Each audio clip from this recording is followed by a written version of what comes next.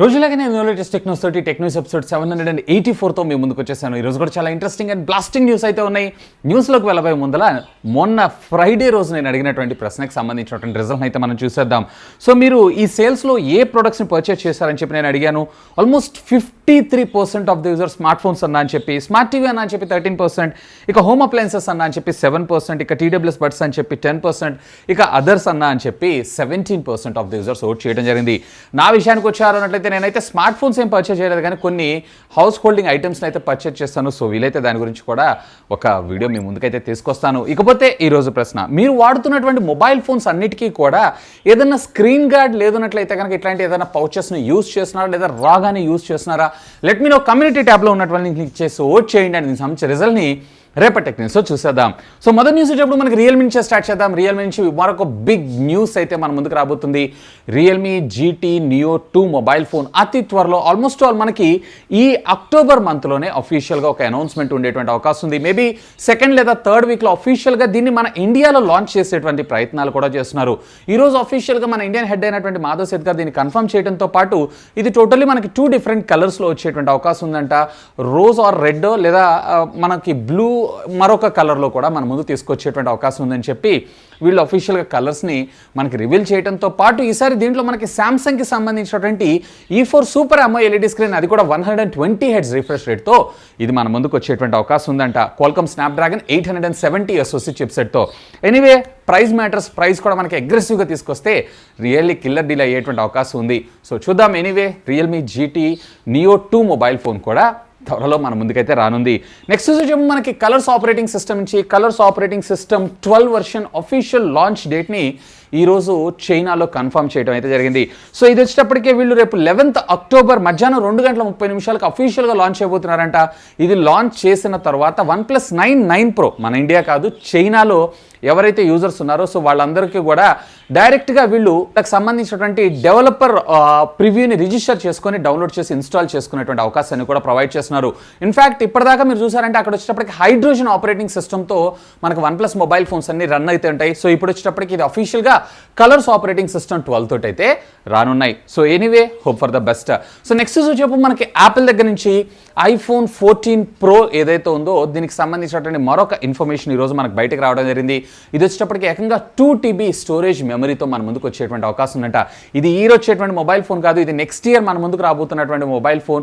So దీనికి సంబంధించినటువంటి storage variant ఏదైతే ఉందో ఇప్పుడు ఎగ్జిస్టింగ్ ఉన్నటువంటి 512 GB వేరియంట్ని వీళ్ళు 1 TB తోటి రీప్లేస్ చేస్తూ 2 TB టాప్ అండ్ వేరియంట్ కింద మన ముందుకు తీసుకొచ్చేటువంటి అవకాశం ఉందంట. మోస్ట్లీ ఇది వచ్చేటప్పటికే $1,499కి మన ముందు తీసుకొచ్చేటువంటి అవకాశం ఉందని చెప్పి ఒక స్ట్రాంగ్ రూమర్ అయితే వస్తుంది. సో ఎనీవే చూద్దాం. సో 2 TB అని అంటే ఒక మొబైల్ ఫోన్కి అంత రిక్వైర్మెంట్ లేదనుకుంటా, బట్ మేబీ అందులో 8K వీడియో రికార్డింగ్ తీసుకొచ్చారు అన్నట్లయితే, 8Kలో డాల్బీ విజన్ ఇట్లాంటివి ఏమైనా తెచ్చారు అన్నట్లయితే ఆబ్వియస్లీ అది కూడా మనకు సరిపడకపోయేటువంటి అవకాశమే ఉంది.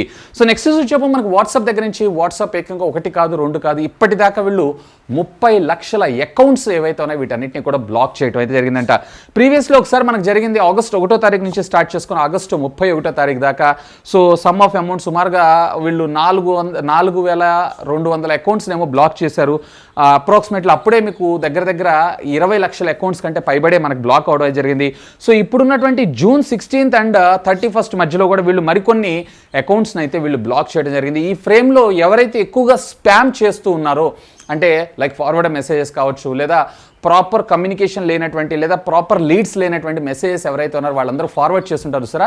సో వాళ్ళందరినీ కూడా వీళ్ళు బ్లాక్ చేయడం అయితే జరిగింది. అఫ్కోర్స్ ఆ నెంబర్ మీద రిజిస్టర్ చేసుకోలేరు, మళ్ళీ వేరే నెంబర్ తోటి వాళ్ళైతే రిజిస్టర్ చేసుకొని వాడుకోవచ్చు. అండ్ ఇదే కాదు, వీళ్ళు వచ్చేటప్పటికి వీళ్ళు ఇచ్చినటువంటి రూల్స్ ప్రకారంగా, అంటే వీళ్ళు ఇచ్చినటువంటి నామ్స్ ప్రకారంగా ఫాలో అవడంతో పాటు ప్యారల్గా మన ఇండియన్కి సంబంధించినటువంటి రీసెంట్ IT నామ్స్ ఏవైతే ఉన్నాయో వాటిని ఫాలో కానందుకు కూడా మేము వీటన్నిటిని కూడా బ్లాక్ చేస్తున్నాం. ఫాలో కావట్లేదంటే అదే నథింగ్ బట్ వెరిఫై చేసుకోకుండా ఫార్వర్డ్ మెసేజెస్ని పంపించడం వల్ల ఈ అకౌంట్స్ అన్ని బ్లాక్ అయినాయి అని వీళ్ళు చెప్తున్నారు. నెక్స్ట్ వచ్చేటప్పుడు మనకి సైబర్ అటాక్స్ దాని గురించి. సో బేసికల్లీ మనకైతే మొబైల్ ఫోన్స్ కావచ్చు, ల్యాప్టాప్స్ కావచ్చు, ఇవన్నీ కూడా హ్యాకింగ్ అయితే గురవుతూ ఉంటాయి. మీ అందరికీ తెలిసింది, మీరు అందరూ కూడా వింటూనే ఉంటారు. అఫ్కోర్స్ సెక్యూరిటీ బ్రీచ్లో మనకి కొన్ని మొబైల్ ఫోన్ బ్రాండ్స్కి సంబంధించినటువంటి డేటాబేస్, అలాగే పెద్ద కంపెనీస్కి సంబంధించినటువంటి డేటాబేసెస్ కూడా మన ముందుకైతే రావడం జరుగుతుంది. సో దీనిలో భాగంగా మన ఇండియా వచ్చేటప్పటికే టాప్ 2 టార్గెటెడ్ కంపెనీ అంట. Top 1 వచ్చేటప్పటికే USA.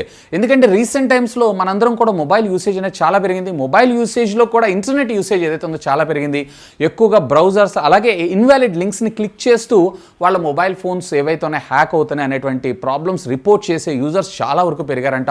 Almost all 48% recent టైమ్స్లో ఇంక్రీజ్ అయిందంటే ఇది చిన్న విషయం కాదు. అఫ్ కోర్స్ దీన్ని బేస్ చేసుకొని గ్లోబల్లీ మన ఇండియా అనేది సెకండ్ ప్లేస్లో ఉంది. మన తర్వాత followed by Europe and at the same time Australia and at the same time Paris, ఇట్లా రెస్ట్ ఆఫ్ ద కంట్రీస్ అనేవి ఉండడం జరిగింది. సో ఎనీవే, మీలో ఎప్పుడైనా మీ మొబైల్ ఫోన్స్ ఎక్కడైనా హ్యాక్ అయినాయా లేదా హ్యాక్ అయినట్లు అనిపించిందా? లెట్ మీ నో, కామెంట్ చేయండి. సో నెక్స్ట్ చెప్పు మనకి యాపిల్ దగ్గర నుంచి యాపిల్ మ్యాక్బుక్ ప్రో ఏదైతే ఉందో దీంట్లో M1Xతో కూడినటువంటి చిప్సెట్ ప్రాసెసర్తో అతి త్వరలో మన ముందుకు ఒక ల్యాప్టాప్ని యాపిల్ కంపెనీ లాంచ్ చేసేటువంటి అవకాశం ఉందంట. నేనైతే చాలా ఈగర్గా వెయిట్ చేస్తున్నాను దీని గురించే, ఎందుకంటే M1 టైం అయిపోయింది. ఇప్పుడు దాని తర్వాత మనకి M1X అయితే రాబోతుంది. M1X ఏదైతే ఉందో మచ్ మోర్ ఇంప్రూవ్డ్ పెర్ఫార్మెన్స్తో ఇది వచ్చేటువంటి అవకాశం ఉంది. అండ్ ఇవి వచ్చేటప్పటికే ప్రో సిరీస్లో అది కూడా 14 ఇంచెస్ అలాగే 16 ఇంచెస్ మ్యాక్బుక్ ప్రోస్లో మనం చూసేటువంటి అవకాశం ఉందంట. ప్యారలల్లీ ఇదే కాదు, దీంతో పాటు మీరు వచ్చేటప్పటికే HDMI పోర్ట్ని and at the same time standard SD card reader కూడా మన ముందు తీసుకొచ్చేటువంటి అవకాశం ఉందని చెప్పి ఒక స్ట్రాంగ్ రూమర్ అయితే వస్తుంది. అండ్ ఈ మంత్ చివరికల్లా ఒక అఫీషియల్ అనౌన్స్మెంట్ యాపిల్ నుంచి వచ్చేటువంటి అవకాశం ఉందంట. సో నేనైతే చాలా చాలా చాలా ఈగర్గా వెయిట్ చేస్తున్నాను ఈ మ్యాక్బుక్ M1X చిప్సెట్ని యూజ్ చేయడం కోసం. సో నెక్స్ట్ చెప్పు మనకి ఐకు దగ్గర నుంచి ఐకు Z5 మొబైల్ ఫోన్స్లో మరొక మొబైల్ ఫోన్ అతి త్వరలో మన ముందుకు రాబోతుంది. Z5X అనేటువంటి పేరుతో, అదేనండి Z5X అనేటువంటి పేరుతో మీడియాటెక్ డైమెన్సిటీకి సంబంధించినటువంటి 900 SoC చిప్సెట్ అలాగే 44 వాట్స్కి సంబంధించినటువంటి ఫాస్ట్ ఛార్జింగ్కి కూడా ఇది సపోర్ట్ చేసేటువంటి అవకాశం ఉందంట. అండ్ అఫ్ కోర్స్ ఇది వచ్చేటప్పటికి మనకి ఆల్రెడీ కొన్ని చైనీస్ వెబ్సైట్స్లో అంటే JD.com ఇలాంటి వెబ్సైట్స్లో అయితే లిస్ట్ అవ్వడం జరిగింది. అండ్ అక్కడ వచ్చేటప్పటికి 6,666 యువాన్స్ అంటే లాంచ్కి ముందు వీళ్ళు ఎలాంటి ప్రైజెస్ పెడతారు, కానీ ఆ ప్రైస్ సెగ్మెంట్లో అయితే తయారు. సో మోస్ట్లీ ఇది కూడా మనకి ఒక mid range premium flagship phone కింద కన్సిడర్ చేసేటువంటి అవకాశం అయితే ఉంది. సో నెక్స్ట్ చెప్పు మనకు OnePlus దగ్గర నుంచి OnePlus 9RT మొబైల్ ఫోన్ ఏదైతే ఉందో ఇది అతి త్వరలో లాంచ్ కాబోతున్న విషయం మీ అందరూ తెలిసిందే. యాక్చువల్గా ఈ సేల్స్కి దీన్ని తెచ్చేయాల్సింది, సో దీన్ని అయితే తీసుకొని రాలేదు. బట్ ఈరోజు గిగ్బెన్ స్కోర్స్లో ఈ మొబైల్ ఫోన్ అఫీషియల్గా మనకు బయట కనపడటం జరిగింది. సో ఇందులో మనకి Qualcomm Snapdragonకి సంబంధించినటువంటి 888 SoC చిప్సెట్ ప్రాసెసర్ని మన ముందుకు యూజ్ చేయడంతో పాటు Android 11 out of the box and ఇది వచ్చేటప్పటికే 12 GB ఆఫ్ ర్యామ్ అలాగే 256 GB ఆఫ్ ఇంటర్నల్ స్టోరేజ్ మెమరీతో మన ముందుకు రాబోతుంది. ఇది సింగిల్ కోర్లో వచ్చేటప్పటికి 818 అలాగే మల్టీ కోర్లో మీరు చూసారంటే 3246గా స్కోర్ చేయటం మరొక విశేషం. ఇక నెక్స్ట్ న్యూస్ కూడా మనకి OnePlus దగ్గర నుంచే OnePlus 10 Pro మొబైల్ ఫోన్కి సంబంధించినటువంటి మరికొన్ని స్పెక్స్ ఏవైతున్నాయో ఈరోజు మనకు బయటకు రావడం జరిగింది. సో దీంట్లో ఏకంగా వీళ్ళు పెరిస్కోపిక్ కెమెరా అది కూడా 5x జూమ్తో మన ముందుకు తీసుకొచ్చేటువంటి అవకాశం ఉందంట. అండ్ ఇది వచ్చేటప్పటికి మనకి ఆల్మోస్ట్ ఆల్ ఇప్పుడు ఉన్నటువంటి ఎగ్జిస్టింగ్ మోడల్కి కొంచెం డిఫరెంట్ యూనిక్ డిజైన్ తోటి మన ముందుకు వచ్చేటువంటి అవకాశం ఉందని చెప్పి ఒక స్ట్రాంగ్ రూమర్ అయితే వస్తుంది. సో ఎనీవే చూద్దాం, ఇది కూడా మనకు వచ్చేటప్పటికి మోస్ట్లీ ఇది ఫిబ్రవరి మార్చ్ కల్లా అఫీషియల్గా అనౌన్స్మెంట్ చేసేటువంటి అవకాశం అయితే ఉంది.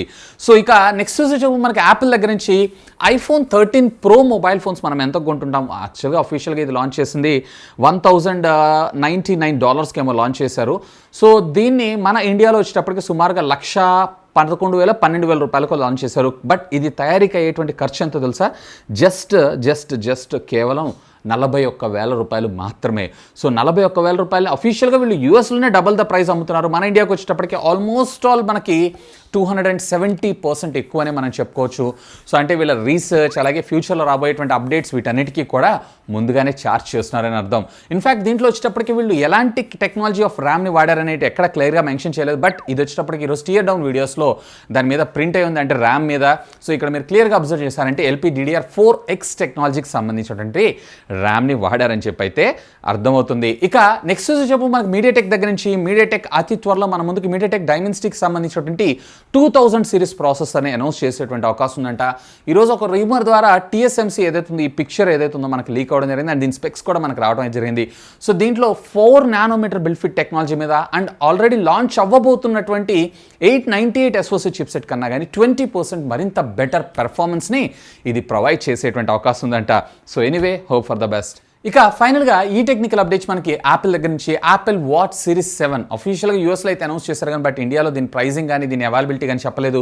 ఇది వచ్చేటప్పటికి రేపు దసరా సేల్లో మన ముందుకు వచ్చేటువంటి అవకాశం ఉందంట. అండ్ దీనికి సంబంధించినటువంటి ప్రైజింగ్ కూడా ఈరోజు మనకు వచ్చింది.